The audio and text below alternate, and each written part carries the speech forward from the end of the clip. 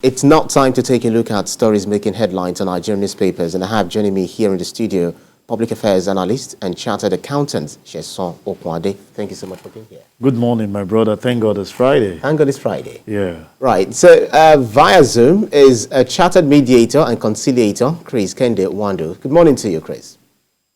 Good morning. Thanks for having me this morning. Right, let's see what the newspapers are reporting. The Guardian newspaper is the first here to be reviewed. Section 8412, appointees have today to resign or risk APC disqualification. The writers read, federal government releases detailed categories of persons expected to resign. Emefiele meets President Buhari, says there will be news soon. And political appointees sue APC, INEC over disqualification threats. Emefiele, you've done well by asking appointees to resign, but apply same decisiveness to insecurity. ASU, as the Guardian newspaper. Vanguard newspaper is next. 2023 ministers who fail to resign on their own presidency. Says those seeking clarification from president wasting time. Justified 100 million naira for APC expression of interest forms. Notes APC needs money but won't tamper with nation's treasury. News Direct is next. President Buhari yet to receive ministers' resignation letters. That's additional saying there. To meet all existing or exiting ministers today. That's the News Direct newspaper. Daily Sun is next. 2023, federal government insists Malami, Ngige, Emefiele, Amachi must resign. CBN governor meets President Buhari, keeps mum on next move. Political appointees sue APC, INEC over disqualification threats. Interesting times. The Nation newspaper is next. Emefiele meets President Buhari as SGF clarifies quit order. CBN governor, I'm having fun. Appointees sue APC, INEC. That's the Nation newspaper there. This Nigeria is next. Resignation order. Emefiele, 72 hours to exit. CBN governor gets Monday deadline. That's this Nigeria. First News is next. Emefiele, we may relocate sensitive materials from CBN. That's according to INEC. Talking there. Blueprint is next. President Buhari's quit order in 2023. Nigerian envoy, FCTA advisor, drag APC, INEC to court. One section 84, 11 and 12 of Electoral Act voided. That's according to the blueprint. Leadership newspaper is next. For abandoning zoning principle, Southeast to dump PDP after 23 years of party loyalty. For abandoning zoning principle, Southeast to dump PDP after 23 years of party loyalty. That's the Leadership newspaper. Daily Trust, ahead of APC primaries. Naira crashes further as aspirants mop up dollars. Naira crashes further as aspirants mop up dollars. That's the Daily Trust reporting here. Business Day, Nigeria shines as FT unveils Africa's fastest growing firms. That's the Business Day newspaper reporting here. And last but not the least is the national economy. No end in sight to environmental degradation for 30 million Nigerians. No end in sight to environmental degradation for 30 million Nigerians. Well, so let's see what let's delve into the newspaper headlines. Chris, I would like to start with you by looking at the Daily Sun. It says, 2023, federal government insists Malami, Ngige, Emefiele, Amachi must resign. CBN governor meets President Buhari, keeps mum on next move, and political appointees sue APC, INEC over disqualification threats. So, pick it from where you want to pick it from. I wanted to say Emefiele. CKN. Yes, thank you very much once again for having me. The fact remains that the president has the power to hire and fire. And he's the one that appointed most of the appointees as it were. And he has given them a directive that they must resign on or before Monday. And I think that is sacrosanct. The president is not missing words about that. And his directive is as effective as it can be. So if you are a minister or a government appointee, you have up to Monday to put in your letter of resignation. Then it also, there's another angle to it. That's for the APC. The party has given also government appointees up to today to resign their appointment if they know they want to participate in the election. But the caveat there and the issue there now has to do with the issue of the Electoral Act. Just don't forget that a few days ago, the Court of Appeal was able to deliver a judgment on that issue, and which is to the largest extent, in concurrence with the judgment of the High Court in Umuahia. But as it stands as of today, and I still stand to be corrected, the president has given that directive. You can see that some of the ministers have already started resigning. If you want to still contest in 2023, then definitely you have to resign, and that is where it stands now. But the question remains that today we really have to wait for the president to give that directive.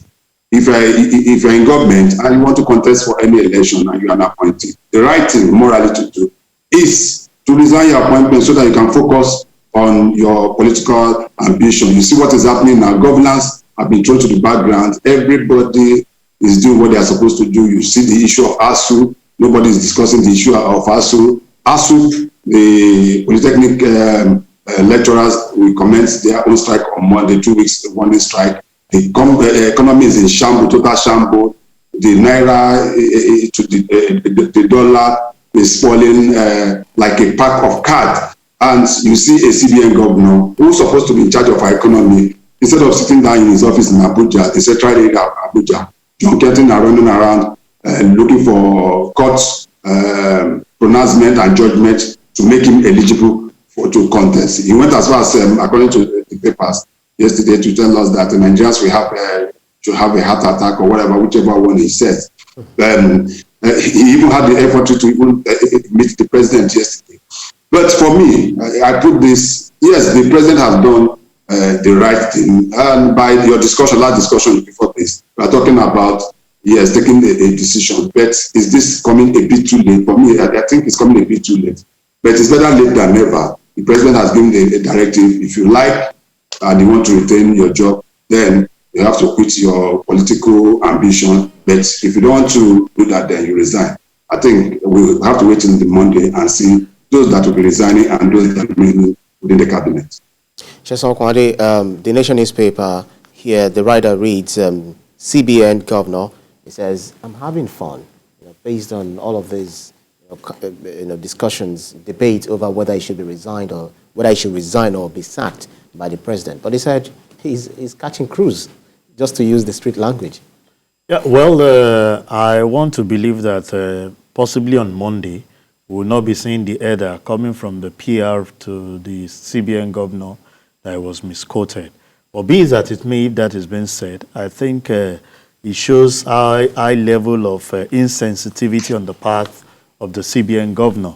The primary focus of the CBN governor as we speak is to monitor our monetary and fiscal policy to make sure that we have a better deal and Nigeria is better on the path of economy. But what have we gotten since its assumption of office? When it came in, dollar was not as bad as we speak. But as we speak as of today, dollar is at, the current price is about 595 to $1. And you ask yourself, what improvement have we gotten? The businesses are collapsing day by day. The business men are not having all the resources needed to carry out the business. And you discover that is the exit route everybody is looking out for. Nigeria has suddenly grown from the little things that we do locally, that we are now importing practically everything, even to human resources that we have locally. So you ask yourself the question, how sensitive are our leaders that are put in place of position Do they really care about the masses? The answer to me is no. If he can come out to say he's catching phone with whether to resign or not resigning, I don't think it's something that we should be hearing from him. The major focus is, are you leaving a legacy that in the nearest future, history is writing itself. 20 years to this time, 50 years to this time, 100 years to this time, there will be a man that they will say, there was a time in the history of Nigeria, we had a CBN governor that all he did was just to make fun and just, take Nigerians for granted, plunging them more into poverty than lifting them up from what he has said. So I feel this is a mere, to me, insensitive part of our leaders, and it's really not working well for us. I feel he should just stay focused. I don't know, one of the other was saying that he's meeting with the president to seek clarification. And I love the way additional get it, that anyone that is at this point looking out for clarification is strictly on his own. It's clear, and the president has spoken. If you are an appointee, except he wants to tell us that he's not an appointee but an elected person, that's when you can now start and come. Well, it's clear and clean. And I think I want to give it to the president at this point in time. Even CKN said he's coming a bit late. We all know the president that is a last man order. You wait for like 24 hours, 48 hours, and he gives his order, which I feel, to me, try to put you in a very tight corner to make sure that if I decide early, other things might happen. Well, let me wait and allow everybody to do whatever they want. Now he has given his words and he's not going back. So, but I think it's a lesson for we Nigerians to pick up from there. Who are the people that we choose as our leader to manage the affairs of things? Let's rise up, use our PVC card and do what is needful so that Nigeria can be great. Shita, I can tell you for free, this country is blessed. The only thing we lack is visionary leader and leaders that can take us to where we're going. CKN, well, we now see that our laws are being tested by the ambitions of some of these public office holders. Now, according to First News, it says Emefiele, we may relocate sensitive materials from CBN. That's INEC saying that. This is changing the order, the way it has been since democratic times, where we know that we keep our sensitive materials in the Central Bank of Nigeria. Where else would they move it to? Well, there's another story that CBN is saying that it has not said to move its sensitive materials from CBN. So we are having two competing stories there. But even at that, you can see what I was talking about. The fact remains that when you are an umpire and you are within the value chain as an umpire, there are certain acts that you are not expected to perform or find yourself in. One of these is that all the sensitive materials that INEC will use for election have been using for election since 1999. We normally keep them in the custody of the CBN. When you now see a CBN governor that is partisan, that's obviously partisan, and he has come to show that he is a card-carrying member of the ruling party or any political party, then that CBN governor has no moral right to remain in office for an extra day. And that is the fact, because tomorrow, if we have an election and this man participates or he's still sitting in the office, opposition party or those others can take that to court. And that in itself, to a large extent, if it can be proven, can lead to the element of some of these elections. And who knows that? So, which is why some of us are saying that now that the fact that the man is simply, before I thought it was a rumor, because one, he was not the one that went to pick up the form. Two, we saw branded vehicles on social media, and still, I gave him the benefit of the doubt. Not until his lawyer, Mike Ezeko, went to court on his behalf. That was when I knew that this was real, because most of us just had, a lot of rumors here and there, and you don't know what to believe. But it was until his lawyer went to court to seek an interpretation of that section of the law that all of us now believe, some of us, and I believe that this is for real. And some of the statements coming up from him.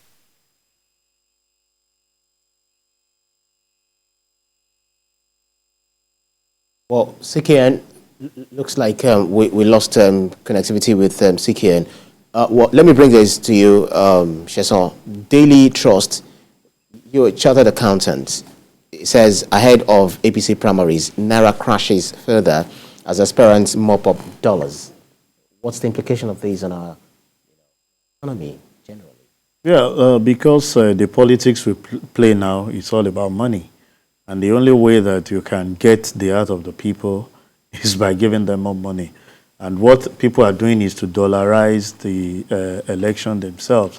If you are going to use 100 million to buy the form, you can imagine what you put in place to take care of the delegate when the primaries it's going to happen. And the other aspect of it, when we need to go to the public themselves.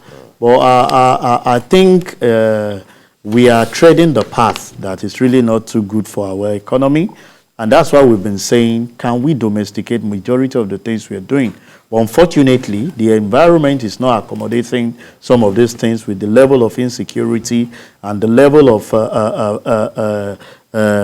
poverty we have found ourselves. So if you see dollar coming down, it's more doom even for us. You can imagine what the telcos are saying, trying and planning to increase the cost of calls, SMS, and the likes. Yeah. And what's the reason? The two major key factors that the telcos makes use of are predominantly on foreign exchange, because majority of their equipment are imported. They don't build it up here, and they rely also on power. And you can imagine the cost of diesel. So you imagine when all these things goes up, what everybody will feel. It's just to tell us that, can we come out of this idea of saying election is all about money? But APC has shown us the way to tell us that if you don't have the financial muscle, don't dare it. And with the caliber and the number of people that we're seeing coming out to pick the form, I keep telling every individual, if I'm outside the country and I'm not a Nigerian, I will laugh at you by telling us that this country is poor. If just within the shortest possible time of less than a month, over 30 people is giving down 100 million. Imagine, and how much is ASU asking for? How much is our health sector asking for? We've asked individual, what are your contribution to some of the things that these people are doing? We only see them bring out this money during the election period. So you just discover that when you come to us and I'm not part of this country, I'll tell you that just go inside, you are blessed. It's just mismanagement as misappropriation of funds that you have. And that's the problem that we are faced with as an individual, and it's quite disheartening. I keep telling everyone that this country is blessed. If you can get the leadership right, other nations will follow us. Makes sense. Well, Sikian, I want to be sure whether you're back. Sikian. Well, for me... Okay, you're back. You're back, actually. This is your question, really. Leadership newspaper, and I want you to react to this. For abandoning zoning principle, Southeast to dump PDP after 23 years of party loyalty. What do you make of this? Well, the PDP must have its reason for doing what they did. We saw this coming after the committee set up by the PDP, the zoning committee set up by the PDP, headed by Governor Autumn of Benue State, submitted his report. I've snippet from that report, though denied within 24 hours by the governor, is that they are going to throw the zoning, they are going to throw it open to every part of the country, especially the presidency. And but PDP has been dilly-dallying in coming at the National Executive Council of PDP are supposed to meet and come out with his final decision on that, which they did in the last 48 hours. I personally saw that coming, but whether that is going to be a factor in the 2023 election is what we're going to wait to see. To us, to me personally, as an individual, I think there's a gentleman agreement within the PDP that after this issue of zoning should be respected. Even within their own constitution, they have that, but they seem to have jettisoned that for whatever reason. And for equity and fair play, I think that PDP should do the needful by making sure that they do the right thing. Now the APC is waiting on the flank. The APC initially was to zone its presidency to the south, but from what we have seen now, it's also like they want to toe the line of the PDP. You can see initially it was only aspirants from the south that we are picking up on, but a few days ago, you've seen so many aspirants from the north also buying forms. We have to wait and see. But if I am to speak as an individual, I would think that it is the turn of the South at this time, because the president, the current government headed by President Muhammadu Buhari is from the north. And I still believe fully that the presidency should return to the south. It is not left for the southerners to decide whether it's going to the southeast, southwest, or south. But if for also equity and fair play, the Southeast have not had a shot at the presidency since 1999. Let us even take it back to since 1960, 1966. So for me, I think it is the turn of the Southeast, and each of these political parties should do everything humanly possible to give that position to the South the best. It is not going to be on a table of just sitting and just saying, oh, we want presidency. If you want this, you must reach out to other parts of the country. You cannot just sit down in a place and say, give us the presidency, give us the presidency. It doesn't work that way. You must convince other regions to be able to buy into your idea. And if they believe that you have the wherewithal and all it takes to be able to get it, then all well and good. But sitting down and say, oh, it is our turn, it has done. It does not work that way. I believe that every part of this country have credible candidates that can be able to take up the position of presidency. Right, right. Just like you said, what you insinuated, power is not served a la carte. So what's your final take on this? Yeah, I think like Sikien said, I will pick it from that angle. We should not just sit back and claim that this must come to us. We must lend our voice, participate in it. And it's not something you start few days to when election is coming. We must have seen the antecedent of your contribution to some of this. So if they are pulling out the question, I keep asking myself, are we forming another political party, or you are migrating to APC, who is already entrenched with over 30 candidates? So the question is left in the air for anybody to answer. But the truth of it is, I think it's the turn of the South. In as much as before now, we've always been saying credible people based on merit, but the Northerners have had the shot. Let's interchange, like we'll have it in a U.S. election. You have Democrats coming, Republican, even though it's not a gentleman agreement, but it seems to be working that pattern. So let's have the North, the South, and everybody will be better off for it as an individual. But before I left Shita, let me just say this. 2 weeks ago, I came on air to raise the alarm about the issue of the road between Berger and our station here. I want to state that kudos to the Ministry of Works that has actually been fixed. It's not about us just coming to raise alarm alone. When they do it right, we should just give it, even though it's their primary responsibility.